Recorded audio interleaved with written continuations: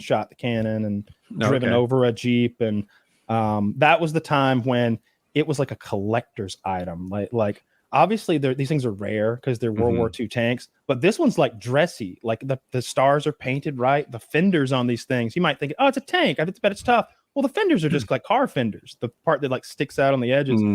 And the guy who owned it was this big bellied guy over there with overalls, arms crossed. I don't know what they told him to let me in this thing. You know, who knows what lies he'd been told, but because there was like a middleman between me and him anyway.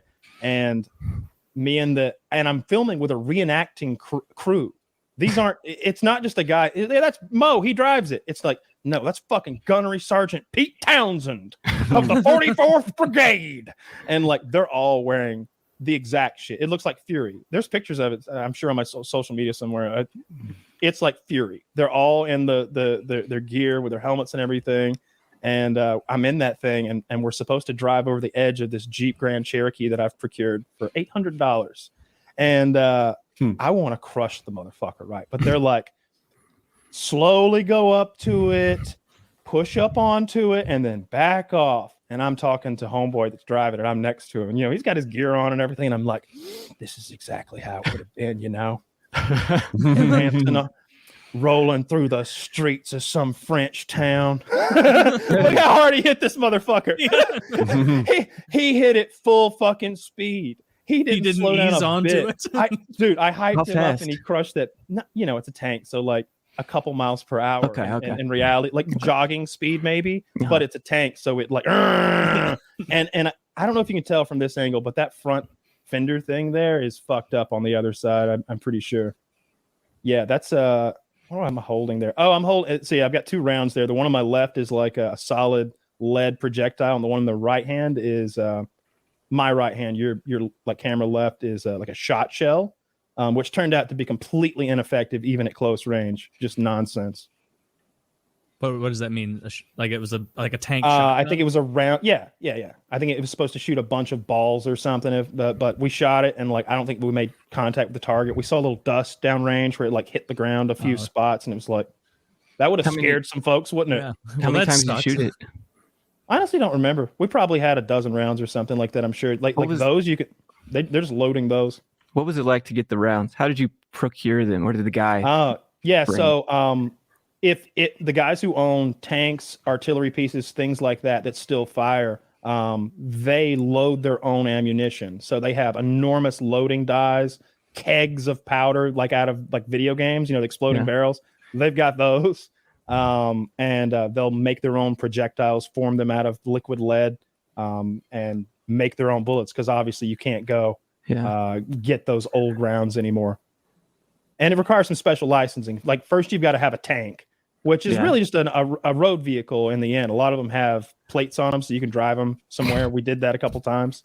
But then getting the breech to be live, I think it requires a Type 10, which is very high level. You're able to manufacture destructive devices and make that breech live. And then you just need rounds for it. Like I said, that's kind of a small cannon. I think that's 37 millimeter, if I remember correctly. It's been a while. But I shot a tank destroyer one time, and that thing was like, the bullet was big. Like it wasn't like something you'd hold in your hand. It was like something you support with both hands, like a goddamn child. It's like, this is the fucking bullet that goes in this fucking Hellcat tank destroyer thing. That thing was different. That was like, was it open top? That was also like it's called a tank destroyer, but to my eyes, it's like, what's the fucking difference? It's a tank. We're down in this thing with the, you're in it. That one was a lot cooler. That was a more modern piece, like maybe Korea or Vietnam. I'm just guessing. I don't know shit about tanks. That was when we nearly killed Jeremy, because Jeremy was hanging out the top of the tank recording, and I was shooting a plywood hut that we had put a trash bag full of tannerite in. I don't know how much. We just filled a trash bag, like a big, like black trash bag. How did you shake it? Did you just shake it in the bag? Wow. Yeah. And then we like tied a knot in the top, tied a rope to that, held it in the center in the air inside of a plywood hut that was like 2x4s around the corners, begged the crowd to back up, and they refused. And so I got in that son of a bitch and like let her rip, and shit went everywhere. Pieces of 2x4s that like a tornado had like torn them asunder and made them into like lethal splinters that would just right past us. Like I'm down in a tank. I don't give a shit. I've warned everyone. I'm not sure you wouldn't be liable. Like, not my hey tank, guys, I'm not my shooting land. toward you. How many people were there? Like they didn't move. Not my 15, fault. 20 at least. 15, How 20 close at least. were they? When you're like 30 yards behind me. And like up on a ridge, like they were in the blast zone. Like the shit went up there to where they were. They refused. I begged and begged, and I'm like, I'm filming here. They like, we're on public land. This ain't my tank. Like, y'all need to leave. I'm about to blow this shit up. And they were like, let her in. You know, it's pretty dope. Usually tried to not have a fucking studio audience for things like that. But I think that the guy that owned the tank like brought all of his buddies to see the show. What Russian tanks have you been in? The ones with the glowing. I don't know what it's called. But it's I drove it through this guy's house in Texas. He wanted his house destroyed because he was building a bigger, fancier mansion, and he also owns the APC or whatever it is. It has a cannon, but it's non-operational, or at least it was at the time. They hadn't gone through the paperwork and everything of making it fire. But the gauges in that thing were radium. I think the gimmick we did there was I drove through the house at like full speed, and then at one point I parked in the house, and then we were trying to blow the house down onto me, so we set charges all in the house and like blew the house down. Yeah, there you go. Wow. See, that's a good shot from the drone there. That's Richard Ryan's work. Richard was on the drone. Yeah, Richard Ryan's on the drone there. Why is there explosion coming out of the roof like that? Because we set the charges on the second floor. Okay. There's 3 charges on the second floor. Those charges are I don't know the exact mixture, but it's there's some plastic explosive and I think it's all plastic. It's mostly plastic explosive, but it's against water barrels, and it's hyper pressurizing that water and creating those jets that you're seeing blow everything out. So everywhere you see like a cloud of vapor, that's the water being used to send everything flying. It's a lot safer than the alternative, which would I didn't realize it was on a river when I saw the video. Oh, that's a little bit. Yeah. It's a nice place. There's a sick pool in the backyard that like overlooks that little valley, and that's his river. It flows into a big lake that he's got. The lake is full of like these giant inflatable obstacles to like ride your jet skis around. That house was nice, wasn't it? Before you blew it up, that was technically a mobile home. Like so they brought that in a module. That's a modular home. See, that is that's because Dale Earnhardt lived for a long time in what's called a modular home. They bring it in sections and stick it together, and because he wanted a nice place fast at one point when he got all that money, but they were destroying that to build a very legitimate mansion, I'm told. But yeah, that guy's got every toy you can imagine. I can't think of anything he doesn't have that you would want. You know, like if you want a fast car, a jet, you want your own skeet range. I mean, he's living on a wild game preserve. I have a wealthy friend, and he's getting into flying now, and he's like, yeah, I think I'm gonna buy a jet.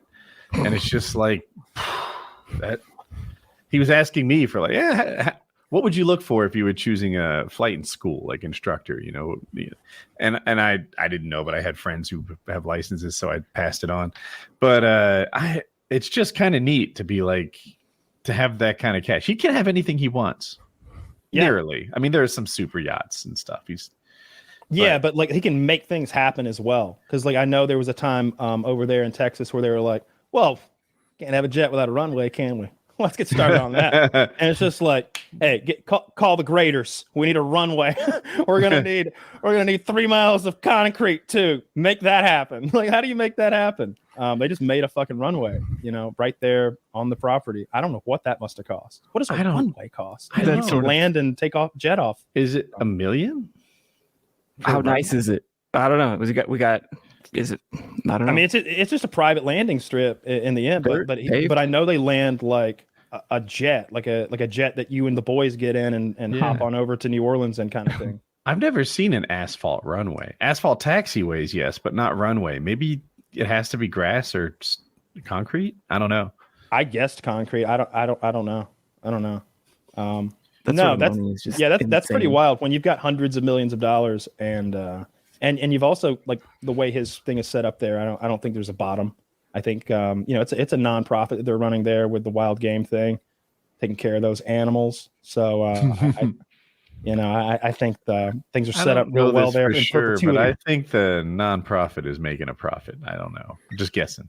The profit is the enjoyment of the rehabilitation of animals and a love for the outdoors. I'm sure. Well, I stand corrected. All right. The quickest way to survey his land is his private jet, of course, to check on his animals and stuff. Mm-hmm.